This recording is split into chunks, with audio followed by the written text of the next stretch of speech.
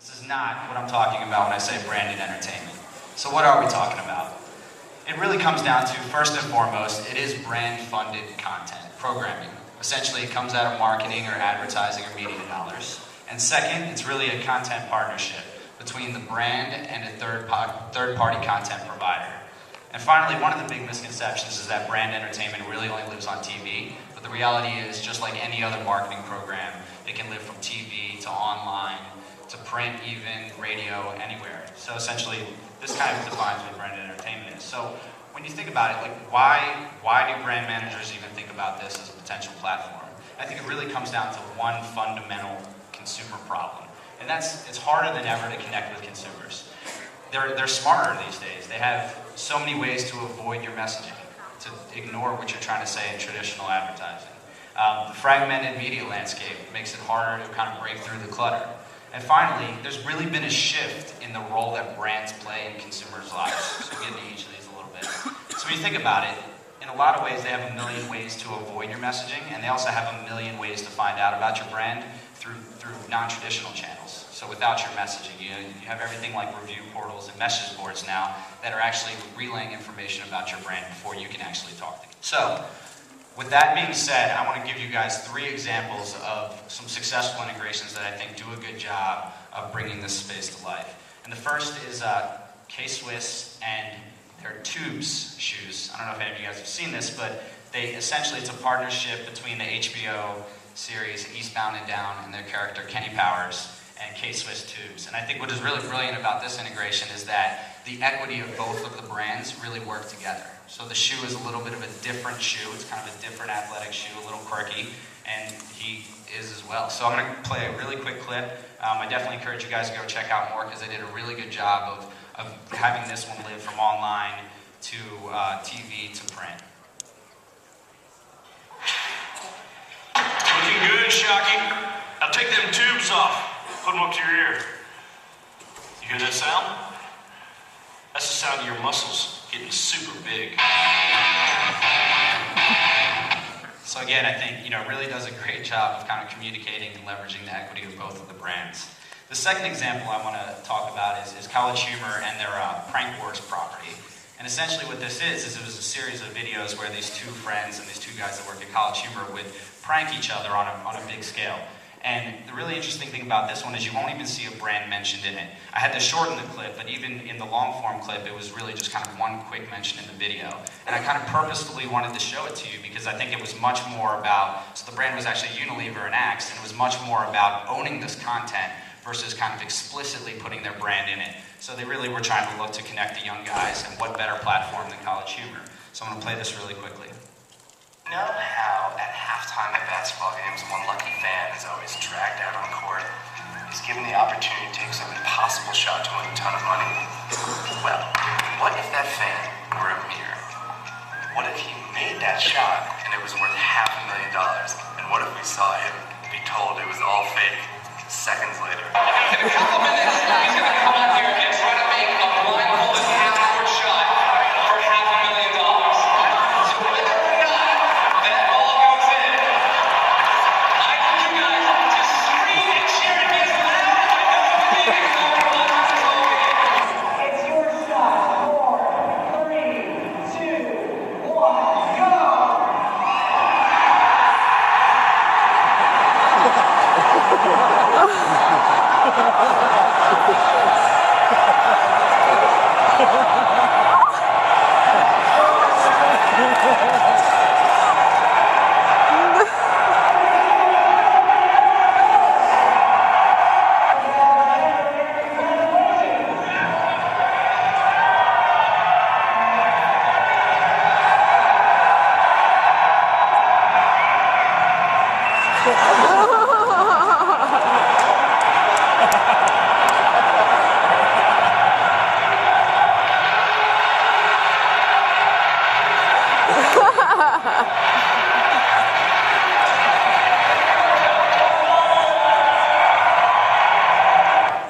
So what I really love, first of all, it's obviously hilarious and a great idea. But I think what was really brilliant about it is this would have never happened without the involvement of a brand.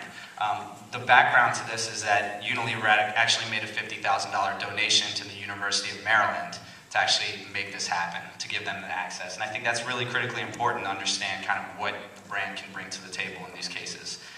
They fund the impossible, and that's pretty awesome. So the last example I wanted to show you, I'm a little bit biased. This is full disclosure, this is a PepsiCo brand. But I think it does a really good job of bringing all of the elements of a successful integration together. And this video does a really good job of setting it up, so I'm just going to let it run.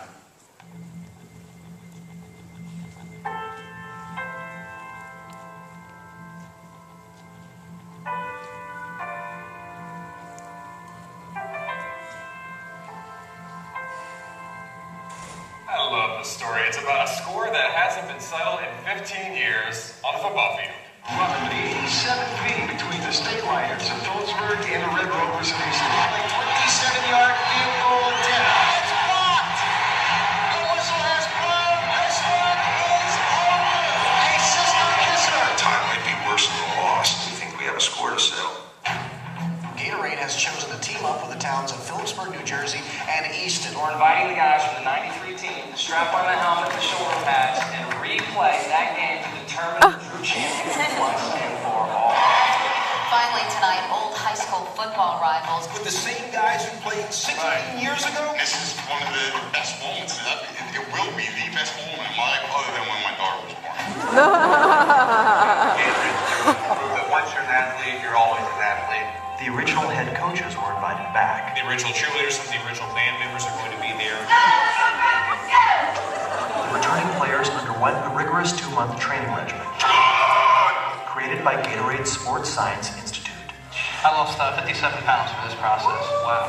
Throughout the 8 weeks, the documentary content was cut into episodes and posted online, allowing the nation to follow their journey.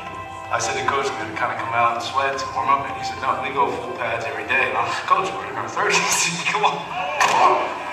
15 years away from the game, you're just not going to be able to get that kind of finesse in a day. Your eyes are certainly showing concussion. A lot of people out there saying you can't do it.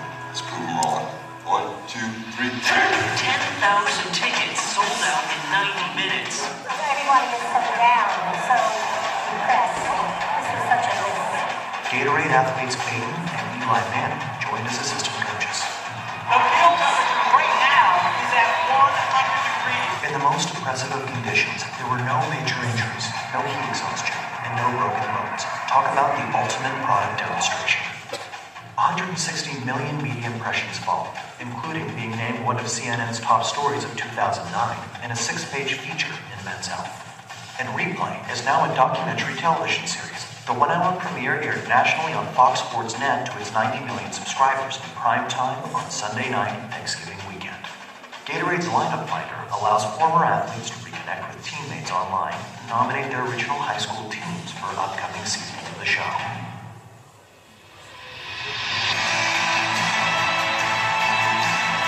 They looked at your age and they said, you can't do it. They didn't look at your heart. They said, look inside of your heart. It's extra to play that game. No matter how old you are, 80, 81, cripple or crazy, you're always an athlete. So I think, two points on this one. The first being just kind of the natural integration of the product. It just makes sense for it to be there, and I think that's something that's often overlooked. And I think the second piece is just that this is a really good example of how they brought it from TV, a 1-hour special, to online, and then even took it as far as it being a very much a localized grassroots program where people could actually, help enable this in their local communities. So when I look at kind of these 3 examples of what do they really have in common, and really all successful integrations have in common. First, they're true partnerships. They entertain first and market second. That's a key. And finally, the brand's role is authentic and adds value. So, each partner really brings their expertise to the table, which is what I think allows this to actually be a much better integration than it would be on an individual basis for the company. So, as brand owners, we know our brand equity, our product proposition, our consumer, and our business goal. And our partners know production. They know their course. In the case of College Humor, they know how to make the funny happen. They know their audience, and they know the media landscape.